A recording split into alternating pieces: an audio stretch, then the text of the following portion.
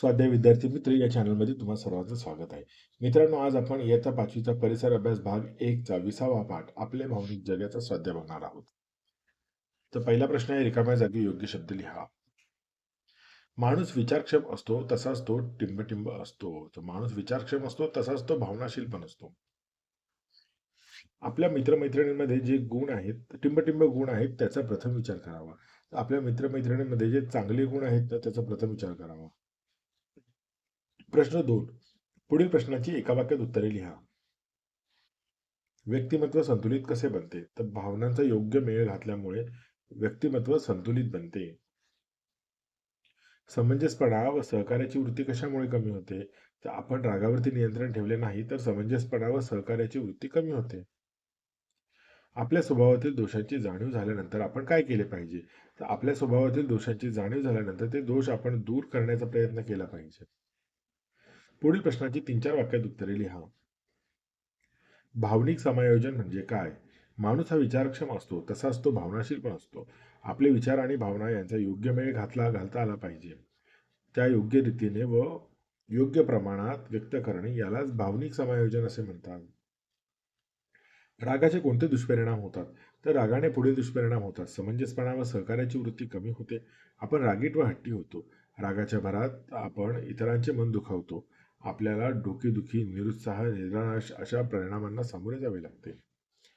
आपल्यातील उणीवांची जाणीव आपल्याला का असावी? तर आपल्यातील उणीवा आपल्याला माहीत असल्यावर आपण प्रयत्न करून त्या उणीवावरती मात करता येते. जर उणीवांची जाणीव आपल्याला नसेल तर त्याचा परिणाम आपल्या व्यक्तिमत्वावर होतो.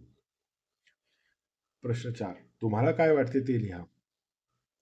तुमचे म्हणणे शिक्षक ऐकून घेत नाहीत. मी निराश झालो. मला शिक्षकांचा रागही आला. घरातील निर्णय घेताना आई बाबा तुम्हालाही विचारतात. मला आनंद होतो. मित्राला मोठे बक्षीस मिळाले. माझ्या मित्राला बक्षीस मिळाल्याचा मला अभिमान वाटेल. वर्गातील मुले तुमचे कौतुक करतात तर मला खूप आनंद होतो. रोहनने वर्गात तुमचा अपमान केला तर मला त्याचा राग येईल. प्रश्न 5. तुम्ही या प्रसंगी काय कराल? रोहिणीला निबंध स्पर्धेत पुरस्कार मिळाला तर रोहिणीचे मी अभिनंदन करेन. तिने स्पर्धेसाठी दिलेल्या विषयावरती निबंध कशा प्रकारे लिहिला त्याबद्दल माहिती विचारेन. चांगला निबंध कसा लिहावा याबाबत अधिक माहिती तिच्याकडून जाणून घेईन.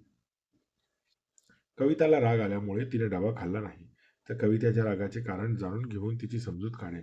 तिला अन्नावरती राग काढू नको असे सांगून तिला डबा खाण्यास सांगेन.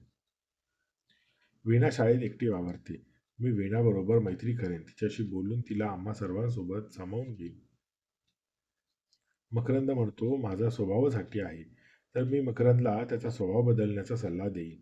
हट्टी स्वभावामुळे त्याचे स्वतःचेच केस कसे तो नुकसान करून घेत आहे हे त्याला सांगेन.